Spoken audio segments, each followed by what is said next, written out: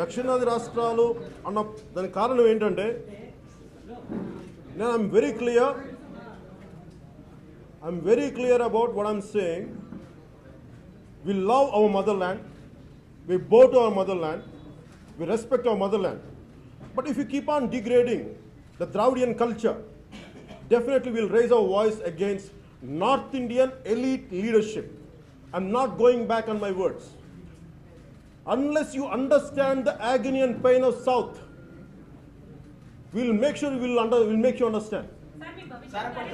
చంద్రబాబు నాయుడు గారు మీకు చాలా భయపడుతున్నట్టుంది. ఎందుకంటే మీరు బలమైన నాయకులు ఎదుగుతున్నందుకు భయమా, లేకపోతే కనుక నిన్న మీడియా కూడా మాట్లాడి మిమ్మల్ని టార్గెట్ చేసుకునే? లేదు సార్, నా ఉద్దేశం ఏంటంటే భయపడి కాదండి. ఇది ఎవరిని ఎవరు భయపెట్టగలరు ప్రజాస్వామ్యంలో?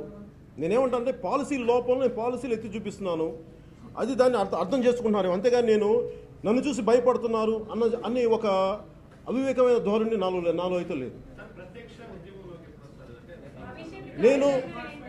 నా ఉద్దేశం మీరు అర్థం చేసుకోవాల్సింది ఇక్కడ ఏంటంటే, నేను మొన్న కూడా చెప్పాను, మీరు కూడా అడిగినట్టున్నారు.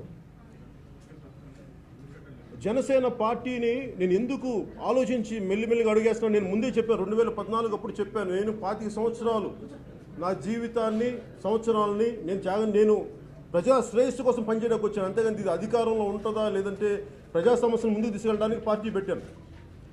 అలాగే కాకపోతే ప్రాక్టికల్గా నేను చూడాలి. ఎందుకంటే మనం టూ ఐడియలిస్టిక్ పాలిటిక్స్ మాట్లాడాలని నాకు ఇష్టం. నేను ఐడియలిస్టిక్ నాకు పర్సనల్గా నేను వ్యక్తిగతంగా ఉండగలను, ఎలా ఉండగలను.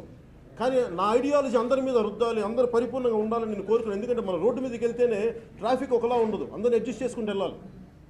అలాంటిది నేను ఒక్కడనే బతకగలనేమో, కానీ నేను బతికేది అందరినీ బతకమంటే చాలా కష్టం. అందుకే నేను ఉన్న దాంట్లో కొంచెం ప్రాక్టికల్గా ప్రాగ్మాటిక్గా నేను ముందుకెళ్ళడానికి ప్రయత్నం చేస్తాను.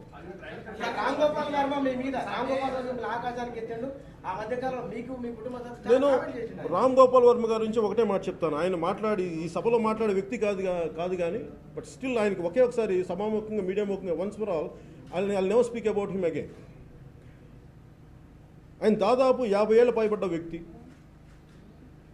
ఆ మధ్యనే పెళ్లి చేసిన కూతురు, పైగా పెళ్ళి అయిన కూతుర్ని పెట్టుకొని పోర్నోగ్రఫీ ఫిల్మ్స్ని నేను కలెక్ట్ చేసుకుంటానని చెప్పి వ్యక్తి మాటలు దానికి ఏం గౌరవం, ఏం మాట్లాడమంటారు? ఆయన మాట్లాడాలి. ఒక రోజు నన్ను ఎత్తచ్చు, ఒక రోజు నన్ను తగ్గించవచ్చు.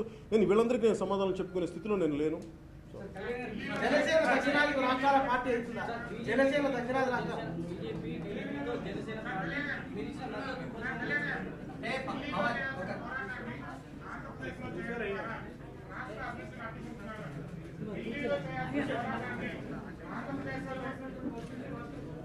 ఢిల్లీలో చేయాల్సిన పోరాటాన్ని